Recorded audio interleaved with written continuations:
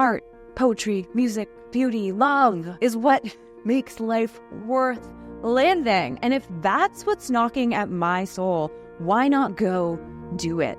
And so I want to give you guys permission, if you have a creative calling, or if you just have a non-traditional path or something that you've been wanting to do that's been knocking at your soul and you're not taking it seriously, let this be the moment that I know that you're in my head, and I know. Hi friends, welcome to episode 4 of the Dream Life with Sumi podcast.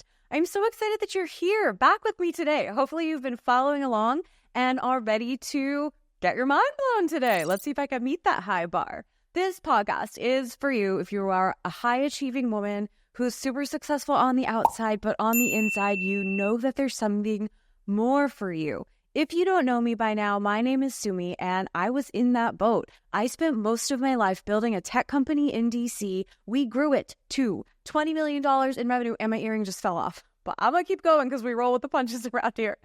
We grew that company to multiple 8 figures, had a team, full-time employees of 200 people. We were serving some of the most mission-critical programs from the U.S. federal government.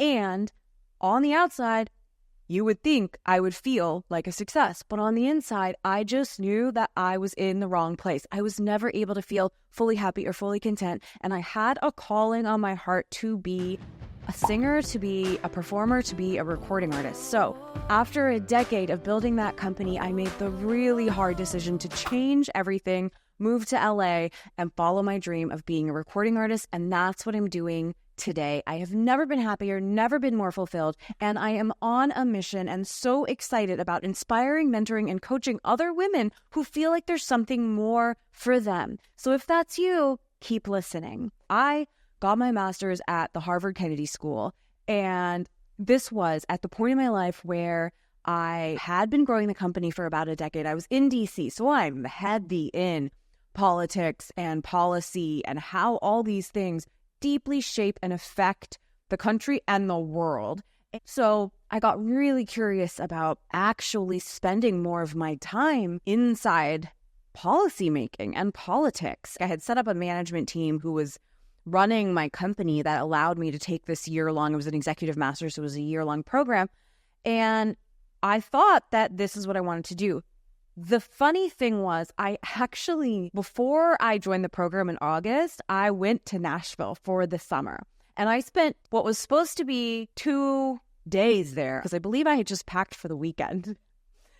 I ended up making my 2-day trip into a 2-month-long trip. And I just loved being in a city where there was music, where people were full-time musicians, and that was a viable career.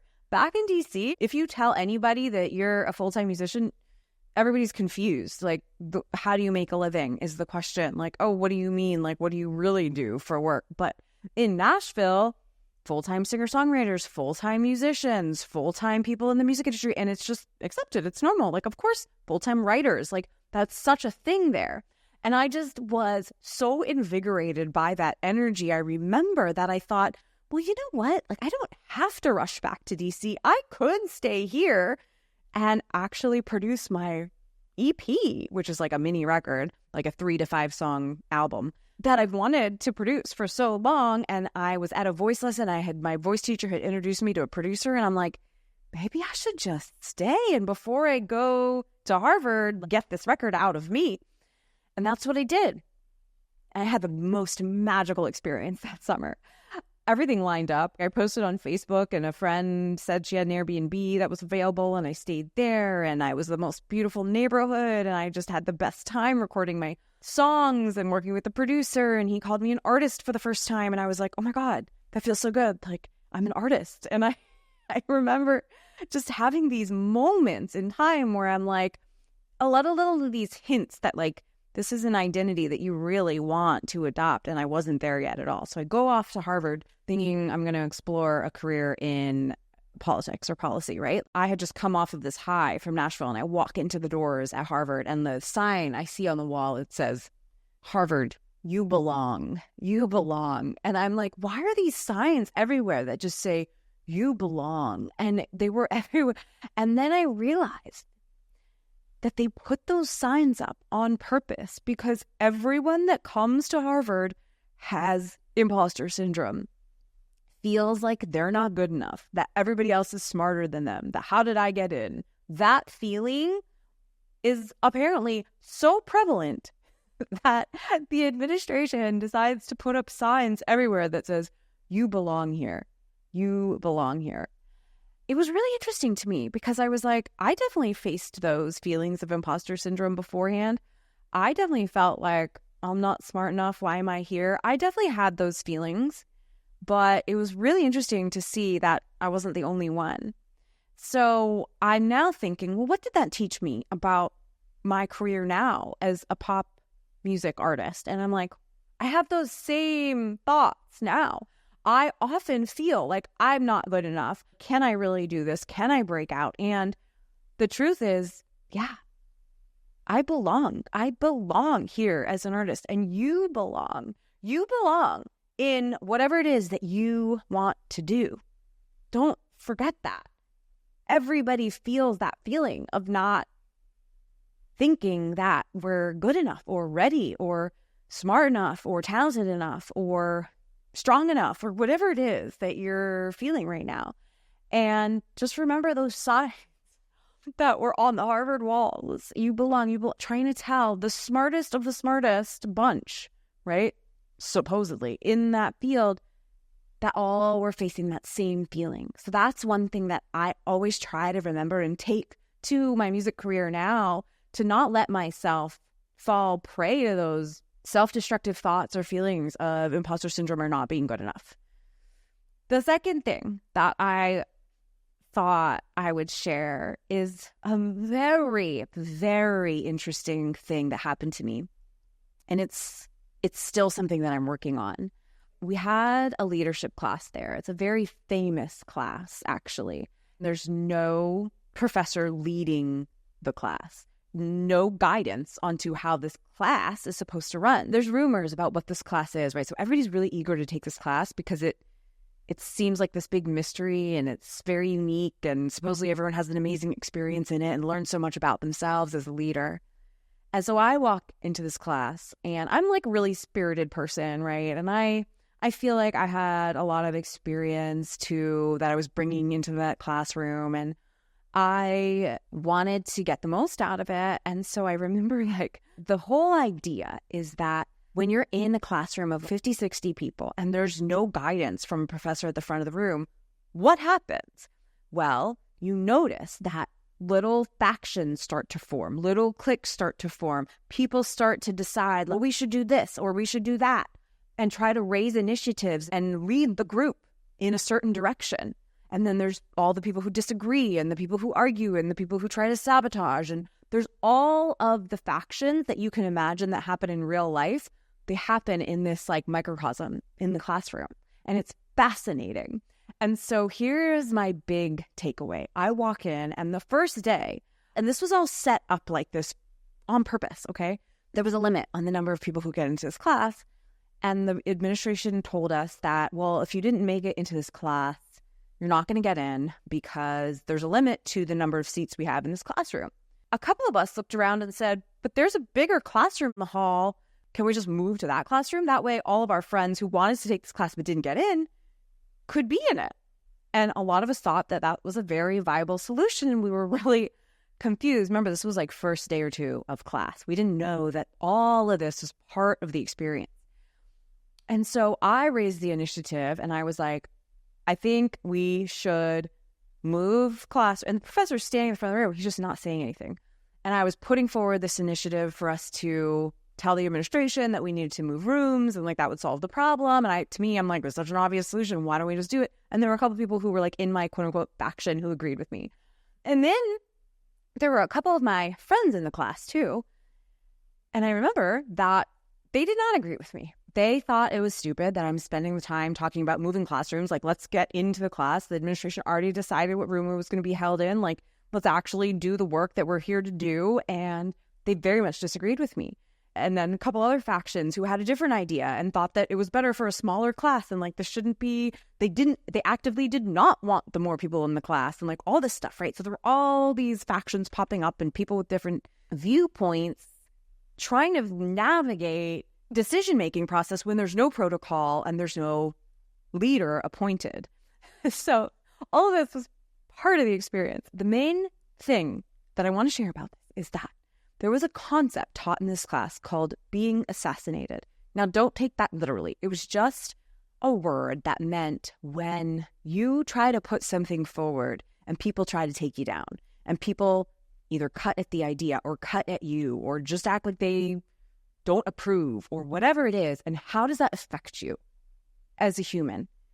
And I remember that people disagreed with me and my friends disagreed with me. And after class, I felt like people were rolling their eyes at me and not talking to me. And that really affected me to the point where I didn't actually lead any other initiative for the whole rest of the semester. I participated, but I didn't take it upon myself to lead another initiative or be strong-willed about anything else.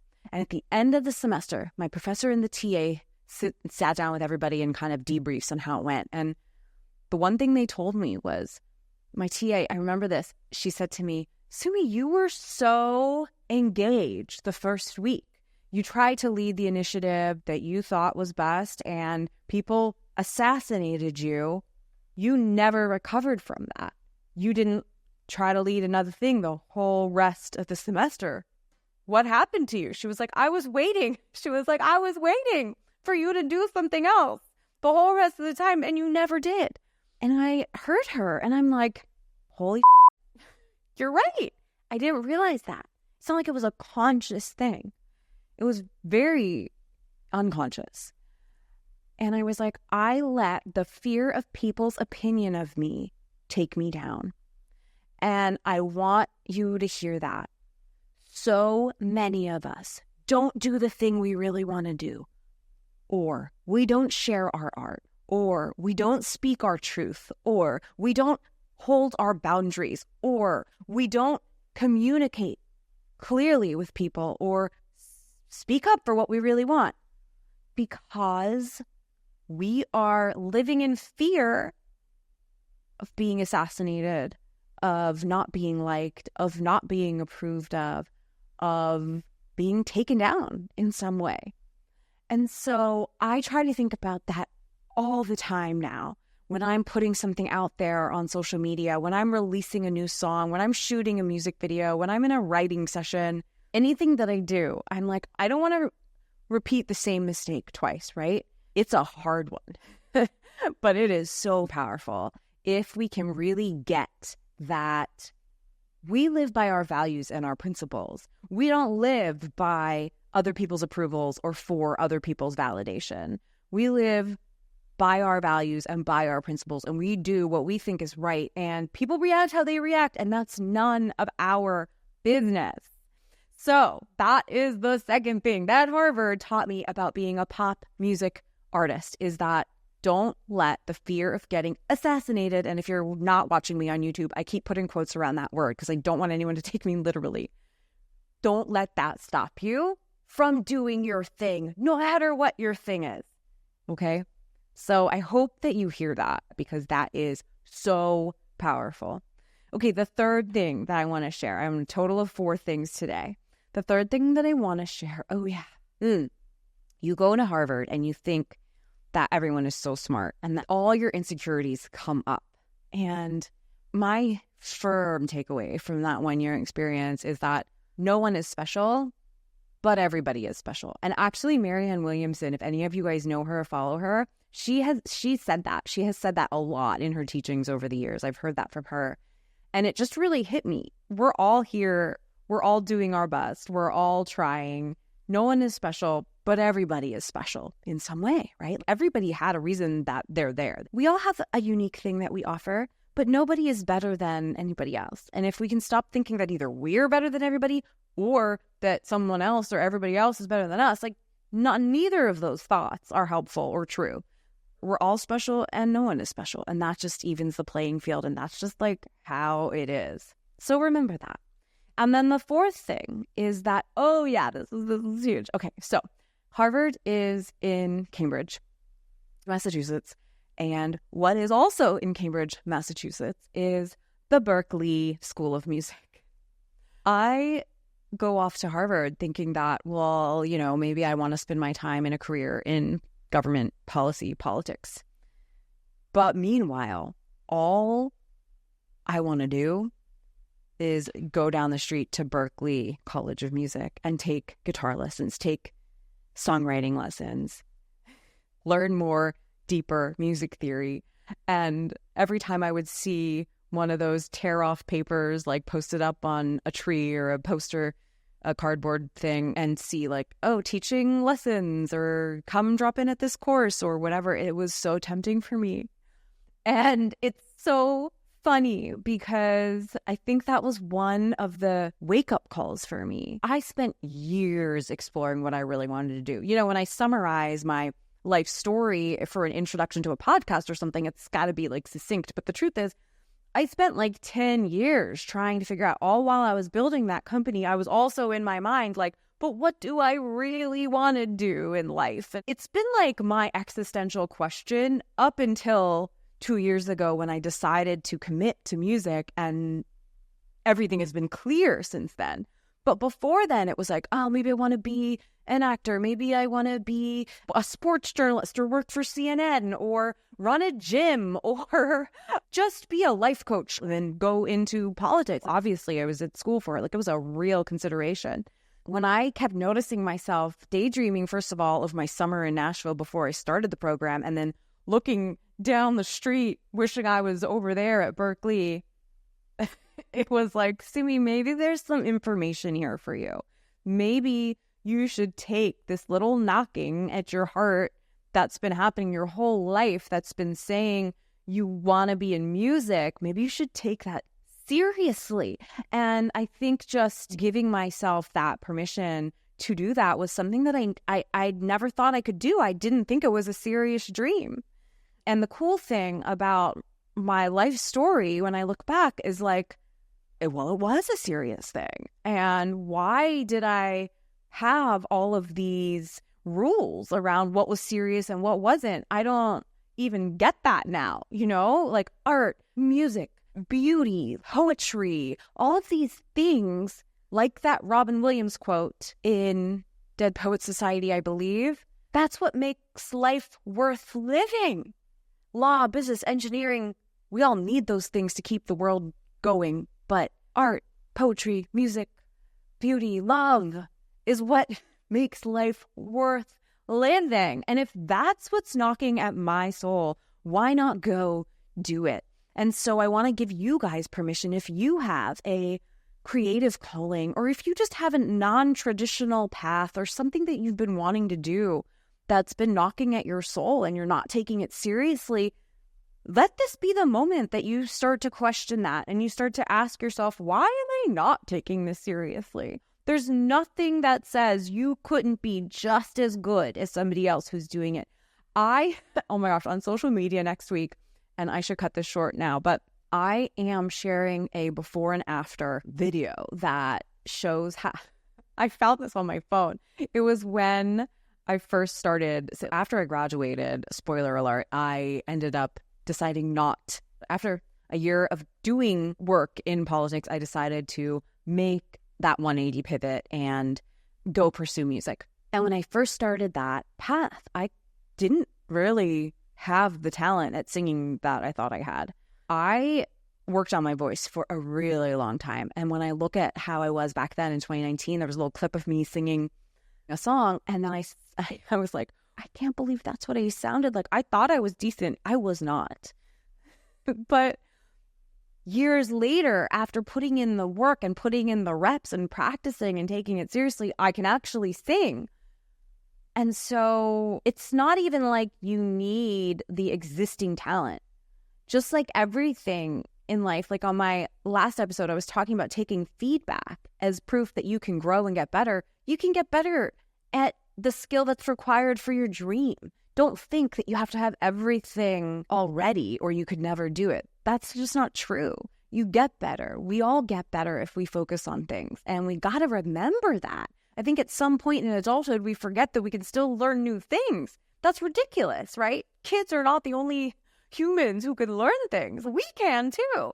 And that's what makes life more fun, more juicy, more delicious, when we actually experience all the growth and all the highs and the lows that come along with that. That's when we're experiencing life.